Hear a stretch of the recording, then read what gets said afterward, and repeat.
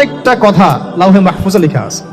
এমনকি আপনার কার সাথে বিয়ে হবে সেটাও, কয়টা বাচ্চা কাচ্চা হবে সেটাও। তাই এত অস্থির হওয়ার দরকার নাই, রিজিকে যা আছে আসবে ইনশাআল্লাহ। লেখা যদি হয়ে থাকে আসবে না, আসবে ইনশাআল্লাহ, সবর। তো এই জন্য মুমিনদেরকে বলা হয়েছে তোমরা কখনো হতাশ হবে না, কারণ তাকদীর লেখা হয়ে গেছে, হতাশ হওয়ার কোনো কারণ নাই। একটা প্রবণতা আমরা সমাজে দেখছি, ইয়াং জেনারেশনকে আমরা নসিহত করবো যে ভুলেও নিজের জীবনকে বিসর্জন দিতে যাবেন না। আল্লাহ রাব্বুল আলামিন আপনাদেরকে সৃষ্টি করেছেন তার ইবাদত করার জন্য এবং তার জমিনে তার দিনটাকে প্রতিষ্ঠা করার জন্য। খেলায় খেলায় আপনার জীবনটা নষ্ট করবেন না, ঠিক আছে ভাই? আল্লাহ বোঝার তৌফিক দান করেন। তো কলম সৃষ্টি করার পরে কিয়ামত পর্যন্ত সব লিখা হয়ে গেছে। এখন এই পৃথিবীতে কি আগে মানুষ ছিল? এই পৃথিবীতে আগে কি ছিল তাহলে বলেন? হ্যাঁ, মাশাআল্লাহ, এই পৃথিবীতে আগে কি ছিল? এখন ওরা নাই? সবার সাথেই কিন্তু একটা করে আছে, কমপক্ষে কয়টা করে? সবার সাথে কমপক্ষে একটা করে। আর কোন কোন জায়গা আছে যেখানে জিনের বড় বড় আকড়া আছে। পৃথিবীতে যে জায়গাগুলো থেকে ইসলাম বিরোধী অপতৎপরতাগুলো চলে, ওখানে জিনের আকড়া বেশি। আর কথা বুঝতে পারছেন? তো জিন জাতিকে আল্লাহ পাক ধ্বংস করে দিয়েছেন তাদের পাপের কারণে, আল্লাহ দ্রোহিতার কারণে, অবাধ্যতার কারণে। এখন আল্লাহ রাব্বুল আলামিন ইরাদা করলেন পৃথিবীতে আমাদেরকে সৃষ্টি করবেন, মানে মানুষকে সৃষ্টি করবেন। আল্লাহ পাক তার সমস্ত ফেরেশতাদেরকে একত্রিত করলেন। ঘটনাটা কিন্তু খুব ইন্টারেস্টিং। তো আল্লাহ পাকের ভাষায় আমি যদি বলি, আল্লাহ রাব্বুল আলামিন বলছেন, আউযু বিল্লাহি মিনাশ শাইতানির রাজীম, ওয়া ইয ক্বালা রাব্বুকা লিল মালায়েকা ইন্নী জাঈলুন ফিল আরদি খলিফা। হে নবী মুহাম্মদ সাল্লাল্লাহু আলাইহি ওয়াসাল্লাম, তুমি স্মরণ করো সেই সময়ের কথা যখন আল্লাহ তোমার রব সমস্ত ফেরেশতাদেরকে ডেকে বলেছিলেন যে ইন্নী জাঈলুন ফিল আরদি খলিফা, আমি জমিনে মানে পৃথিবীতে আমার খলিফা পাঠাতে চাই। কি পাঠাতে চাই? আরো জোরে বলেন। আল্লাহ পাক বলেননি পৃথিবীতে মানুষ পাঠাতে চাই, পৃথিবীতে নতুন কোনো মাখলুক পাঠাতে চাই। আমাদেরকে আল্লাহ পাক সম্মানের শব্দে সম্মানিত করেছেন, বিশেষায়িত করেছেন। আমাদেরকে বলেছেন আমরা আল্লাহর খলিফা, আমরা আল্লাহর খলিফা। এখন আমরা আল্লাহর খলিফা, কিন্তু পৃথিবীতে মানুষ খিলাফা শব্দ সহ্য করতে পারে না। হ্যাঁ, কি অদ্ভুত না? এটা কোরআনের কি শেষের দিকে আছে না প্রথম দিকে আছে? সূরা বাকারার একদম শুরুর দিকে 3টা 4টা 5টা পৃষ্ঠা উল্টালে দেখবেন এই একটা আছে। কোরআন তাহলে শুরু থেকে কখনো খুলেও দেখেনি সে ব্যক্তি, প্রমাণ হলো এটা, খুলেও দেখে না, অথবা দেখলেও সে এড়িয়ে গেছে। আল্লাহ পাক আমাদেরকে বললেন যে পৃথিবীতে আমি আমার খলিফা পাঠাতে চাই। জানি না আমরা কি সেই ওহীর 10টা হাদিস শিখেছি? তাহলে আমরা কোথায় সম্মান খুঁজতেছি বলেন? সত্যি সবচেয়ে আফসোস লাগে আমার একটা জিনিস, যে মুসলিমরা আমরা এখন আমাদের আত্মপরিচয় ভুলে যাচ্ছি। আর আল্লাহ পাক আমাদেরকে যেখানে সম্মান রেখেছেন ওইখানে সম্মান না খুঁজে আমরা অন্যের দাসত্বের সম্মান খুঁজতেছি। আল্লাহ আমাদেরকে বোঝার তৌফিক দান করেন। এটা অজ্ঞতার কারণে হচ্ছে। আমাদের কাজ তাদেরকে সচেতন করা বা তাদেরকে মেসেজ পৌঁছে দেওয়া। আমরা উগ্র পন্থা অবলম্বন করব, আমরা হিকমার সাথে প্রজ্ঞার সাথে মানুষকে বোঝানোর চেষ্টা করব, এগুলো বোঝানোর অংশ। এখন আচ্ছা, একটা কথা আপনাদেরকে বলি, একটা কথা আমি মাঝখানে মিস হয়ে গেছে। এই যে আল্লাহ পাক আমাদেরকে খলিফা করে পাঠিয়েছেন, খলিফার কাজ কি? প্রশ্ন না? আমাদের কাজ কি তাহলে? এই কাজটা আল্লাহ পাক আবার ব্যাখ্যা করেছেন সূরা সাদের মধ্যে। কোন সূরায়? সূরা সাদ। সাদ নামে একটা সূরা আছে, সূরা ইয়াসিনের আগে পরে পাবেন। তো এখানে আল্লাহ পাক আরো একজন নবীকে তার খলিফা বলেছেন। সেই নবীর নাম দাউদ আলাইহিস সালাম। কি নাম?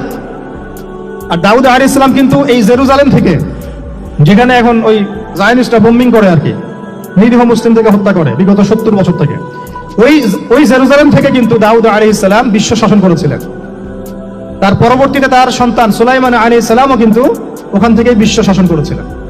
আর এখনকার বনু ইসরাইল দাবিদার এই জায়নিস্টরা, তারাও কিন্তু ওই ফিকিরই করছে, ওখান থেকে তারা বিশ্ব শাসন করতে চায় এবং তারা মনে করে তাদের একজন মাসিহ আসবে, সেই মাসিহ আসলে তারা বিশ্ব শাসন করবে।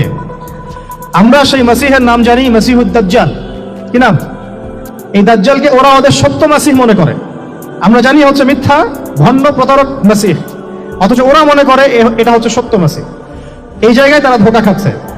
অথচ সত্য মাসিহ হচ্ছেন ঈসা আলাইহিস সালাম, যিনি আবার শেষ জামানায় আসবেন এবং তার হাতেই এই মাসিহুদ দাজ্জাল মারা যাবে এবং তারপরে পুরো বিশ্বে আবার ওই খিলাফা কায়েম হবে, ওই যে খলিফা, ওটা সারা বিশ্বে কায়েম হবে। এই টাউন হলও বাদ যাবে না ইনশাআল্লাহ। এটা মানুষ মানতে চাচ্ছে না, কিন্তু মানুষ না মানলে কি? আল্লাহ পাকের নকশা সব আঁকা আছে, কখন কি হবে। কে কে কল্পনা করেছিল যে আজকে আপনারা বসে এখানে দিনের আলোচনা করবেন? হ্যাঁ, কল্পনা করা যায় তো? যে শব্দগুলো আপনারা বলছেন এগুলো বললেই তো নাই, গায়েব। এখন বলছেন, কেউ কি কল্পনা করেছিল যে হঠাৎ করে এমন একটা সময় চলে আসতে পারে? কেউ কিন্তু কল্পনা করেনি, আল্লাহ পাকের নকশায় ছিল। এখানে আমাদের একটা আফসোসের কথা, এখানে মাস্টারমাইন্ড আল্লাহ রাব্বুল আলামিন। প্রকৃত মাস্টারমাইন্ড কে? আমরা ক্রেডিট নেওয়ার প্রতিযোগিতায় ব্যস্ত হয়ে আছি এখন, কার কত ক্রেডিট নেওয়া যায়। এখানে একক ক্রেডিট পাওয়ার যোগ্য কেউ না, সমস্ত ক্রেডিট কার?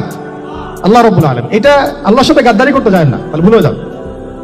কারণ আমি বারবার বলেছি আপনাদেরকে, কোরআন থেকে একটা শিক্ষা আমরা শিখেছি, একটা কম যখন মাজলুম থাকে, দুর্বল মাজলুম জুলুমের শিকার হচ্ছে, আল্লাহ পাক সেই কমটাকে বাঁচান, কোনো না কোনো একজন ত্রাণকর্তাকে পাঠান, কোনো একটা সূরতে আল্লাহ পাক সেই কমকে বাঁচায় দেন।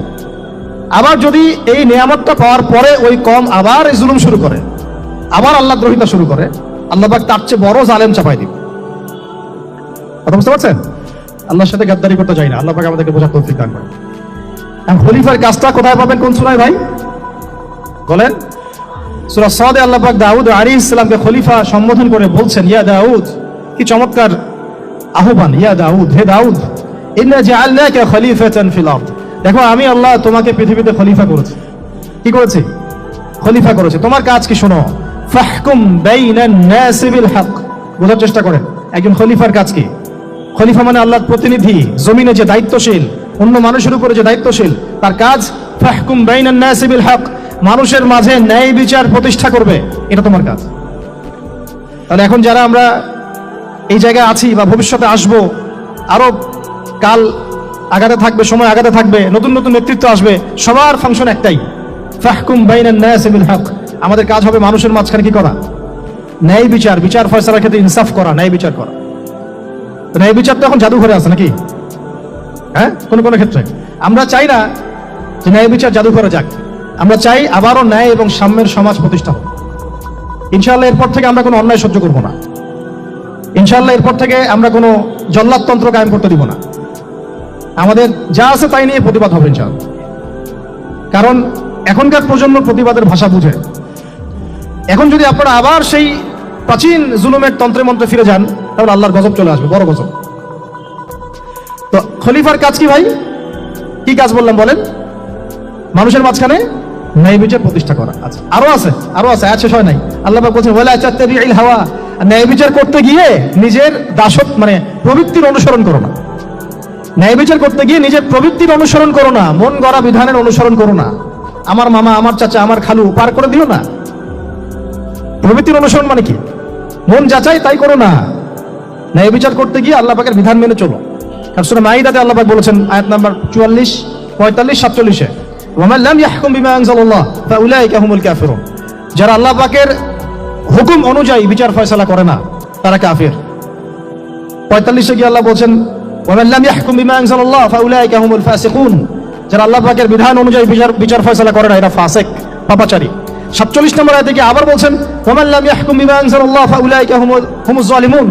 যারা আল্লাহর হুকুম বিধান অনুযায়ী বিচার ফয়সালা করে না, এরা জালেম। তো কাফিরও বলেছেন আল্লাহ, ফাসিকও বলেছেন, জালেমও বলেছেন। তাহলে বিচার ফয়সালা করার ক্ষেত্রে আল্লাহ পাকের বিধানকে সর্বোচ্চ অগ্রাধিকার দিতে হবে, নিজের প্রবৃত্তির অনুসরণ করা যাবে না। যদি করে তাহলে কি হবে? ইউদিল্লাকা আন সাবিলিল্লাহ, তাহলে এটা তোমাকে আল্লাহর রাস্তা থেকে সরাই নিয়ে যাবে। এর ফলে কি হবে জেনে রেখো, ইন্নাল্লাযীনা ইউদিল্লুনা আন সাবিলিল্লাহ লাহুম আযাবুন শাদীদ বিমা নাসু ইয়াউমাল হিসাব। এটা পরে দেয়, নিশ্চয় যারা আল্লাহ পাকের সরল পথ থেকে বিচ্যুত হয়ে গেছে, তাদের জন্য কাল কিয়ামতের মাঠে আছে আযাবুন শাদীদ। আযাবুন শাদীদ মানে কঠিন কঠিন যন্ত্রণাদায়ক শাস্তি, এই কারণে যে তারা কিয়ামতের দিনটাকে ভুলে গিয়েছে। শাদীদ এর অর্থটা কি এটা বোঝার জন্য আপনাকে সূরা হাদীদ পড়তে হবে। কোন সূরা?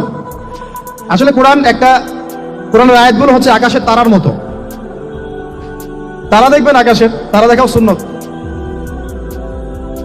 ইসলাম তো রসকসহীন ধর্ম না রে ভাই, সবকিছুই আছে এখানে। আসলে আমরা জানি না বলে আমরা মনে করি যে এখানে কোনো বিনোদনই নাই, তাই না? এই গান বাজনা না করলে কি হয়, মন শান্তি হয়, এরকম একটা ভাব।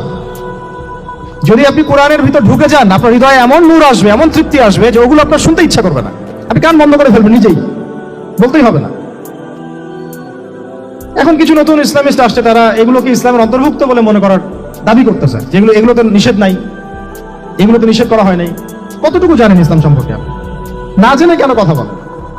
নবী সাল্লাল্লাহু আলাইহি ওয়াসাল্লাম রাস্তা দিয়ে হাঁটছেন, ওই সময় তো অনেক পূজা অর্চনা ইত্যাদি হতো মক্কায়, তো এখানে ঢাক ঢোলের শব্দ আসছে।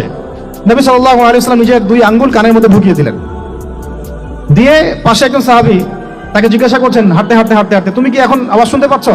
সাহাবী বলেন, না ইয়া রাসূলুল্লাহ, এখন আওয়াজ শুনতে পাচ্ছি না। তখন তিনি হাত কান বের করলেন। এটা নবীর সুন্নত।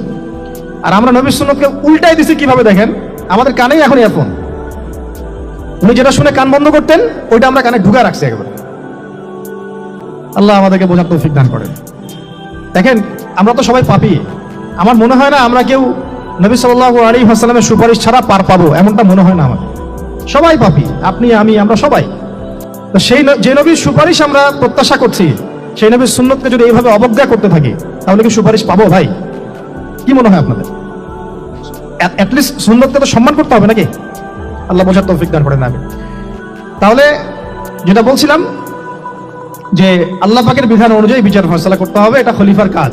ন্যায় বিচার করতে হবে মানুষের মাঝখানে, এবং নিজের প্রবৃত্তির অনুসরণ করা যাবে না, তাহলে আল্লাহর পথ থেকে দূরে সরাই দিবে। এখানেই বললাম, শাদীদ বুঝতে গেলে আপনাকে কোন সূরা পড়তে হবে? সূরা হাদীদ।